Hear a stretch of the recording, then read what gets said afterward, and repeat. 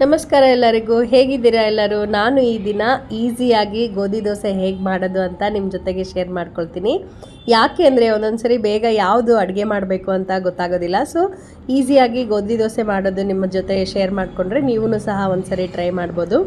ಏನೂ ಇಲ್ಲ, ನೀವು ಗೋಧಿ ಹಿಟ್ಟು, ಆಮೇಲೆ ಸ್ವಲ್ಪ ಉಪ್ಪು, ಆಮೇಲೆ ಬೇಕು ಅಂದರೆ ನೀವು ಇದಕ್ಕೆ ಜೀರಿಗೆನೂ ಸಹ ಹಾಕ್ಕೋಬೋದು. ನಿಮಗೆ ಅಡಿಷ್ನಲ್ ಆಗಿ ನಿಮಗೆ ಚಿಕ್ಕದಾಗಿ ಹೆಚ್ಚಿದ ಈರುಳ್ಳಿ, ಟೊಮೊಟೊ, ಆಮೇಲೆ ಸ್ವಲ್ಪ ಕರಿಬೇವು, ಆಮೇಲೆ ಕೊತ್ತಂಬರಿ ಅದೆಲ್ಲನೂ ಹಾಕ್ಕೋಬೋದು. ಆದರೆ ಅದೆಲ್ಲ ತುಂಬ ಹಾಕಿದರೆ ಮಕ್ಕಳಿಗೆ ತೆಗೆದು ತಿನ್ನಿಸ್ಬೇಕಾಗತ್ತೆ ಅಂತ ಈಸಿಯಾಗಿ ಓನ್ಲಿ ಗೋಧಿ ದೋಸೆ, ಉಪ್ಪು, ಬರೀ ಒಂದು ಜೀರಿಗೆ, ಆಮೇಲೆ ಸ್ವಲ್ಪ ನೀರು ಹಾಕಿಬಿಟ್ಟು ಚೆನ್ನಾಗಿ ಕಲಿಸ್ಕೋಬೇಕು. ಸ್ವಲ್ಪ ಗಂಟು ಆಗುತ್ತೆ. ಒಂದು ಸ್ವಲ್ಪ ಹೊತ್ತು ಚೆನ್ನಾಗಿ ಕಲಸಿದಾದಮೇಲೆ ಗಂಟೆಲ್ಲ ಬಿಟ್ಕೊಳ್ಳುತ್ತೆ. ನೀವು ಒಂದು 15 ನಿಮಿಷ ಮುಂಚೆನೇ ನೀವು ಕಲಸಿಟ್ಕೊಂಡ್ಬಿಟ್ರೆ ನೀರು ಹಾಕಿ ಆರಾಮಾಗಿ ದೋಸೆ ಹಾಕ್ಬೋದು. ಸೊ ಯಾವುದೇ ಒಂದು ಚಿಕ್ಕ ಗಂಟು ಇಲ್ಲದೆ ಇರೋ ಥರ ನೀಟಾಗಿ ಕಲಿಸ್ಬಿಟ್ಟು ನಾವು ಹಾಕ್ಕೋಬೋದು. ನಾನು ಮನೆಯಲ್ಲಿ ನಾನ್ ಸ್ಟಿಕ್ ತವ ಯೂಸ್ ಮಾಡಲ್ಲ. ಸೊ ನಾರ್ಮಲ್ ತವಾದಲ್ಲಿ ನಾನು ದೋಸೆ ಮಾಡ್ತೀನಿ. ಸೊ ಸ್ವಲ್ಪ ಗಟ್ಟಿಯಾಗಿ ನಾನು ಕಲಿಸ್ಕೊಂಡಿರ್ತೀನಿ. ನಿಮಗೆ ಇನ್ನೊಂಚೂರು ನೀರು ಬೇಕಾದರೆ ಆ್ಯಡ್ ಮಾಡ್ಕೊಳ್ಬಹುದು. ಈ ಒಂದು ದೋಸೆ ಜೊತೆಗೆ ನೀವು ಶೇಂಗಾ ಚಟ್ನಿ ಮಾಡ್ಕೊಳ್ಬಹುದು, ಕೊಬ್ಬರಿ ಚಟ್ನಿ ಮಾಡ್ಕೊಳ್ಬಹುದು, ಇಲ್ಲ ಅಂದರೆ ಯಾವುದಾದ್ರೂ ಗ್ರೇವಿನೂ ಸಹ ನೀವು ಮಾಡ್ಕೊಳ್ಬಹುದು.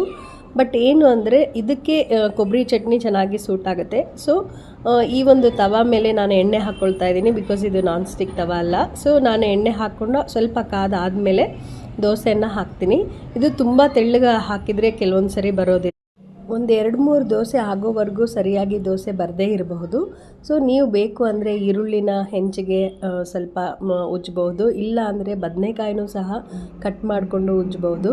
ನಾನಿಲ್ಲಿ ನಮ್ಮ ಒಂದು ತವಾಗೆ ನಾನು ಎಣ್ಣೆ ಹಾಕ್ತೀನಿ. ಎಣ್ಣೆ ಹಾಕಿ ಸ್ವಲ್ಪ ಸ್ಪ್ರೆಡ್ ಮಾಡಿ ಅದ್ರ ಮೇಲೆ ನಾನು ದೋಸೆ ಹಾಕ್ತೀನಿ. ಸೊ ಈ ಒಂದು ದೋಸೆ ಮಾಡಬೇಕಾದ್ರೆ ಸ್ವಲ್ಪ ಒಂದು 2-3 ಆದಮೇಲೆ ಚೆನ್ನಾಗಿ ಬರುತ್ತೆ ದೋಸೆಗಳು. ಸೊ ಈ ಥರ ನಾನು ಬೇಗ ದೋಸೆ ಆಗಲಿ ಅಂತ ಈ ರೀತಿಯಾಗಿ ಗೋಧಿ ದೋಸೆಯನ್ನು ಮಾಡ್ತೀನಿ. ಚೆನ್ನಾಗೂ ಸಹ ಬರುತ್ತೆ. ನೀವು ಒಂದ್ಸರಿ ಟ್ರೈ ಮಾಡಿ ಹೇಗೆ ಬಂದಿದೆ ಅಂತ ನೀವು ಕಮೆಂಟ್ ಮೂಲಕ ತಿಳಿಸಿ. ಈ ಹಿಟ್ಟನ್ನು ಕೆಲವೊಂದು ಅಂದರೆ 1 ಗಂಟೆವರೆಗೂ ಸಹ ನಾವು ಹೊರಗಡೆ ಇಡಬಹುದು. ಆಮೇಲೆ ಸ್ವಲ್ಪ ಜಾಸ್ತಿ ಹಿಟ್ಟು ಉಳಿದಿದೆ ಅಂದರೆ ನೀವು ಫ್ರಿಜ್ಜಲ್ಲಿ ಇಟ್ಕೊಂಡು ಮತ್ತೆ ಸಹ ಮಾಡಿಕೊಂಡು ನೀವು ಊಟ ಮಾಡ್ಬೋದು.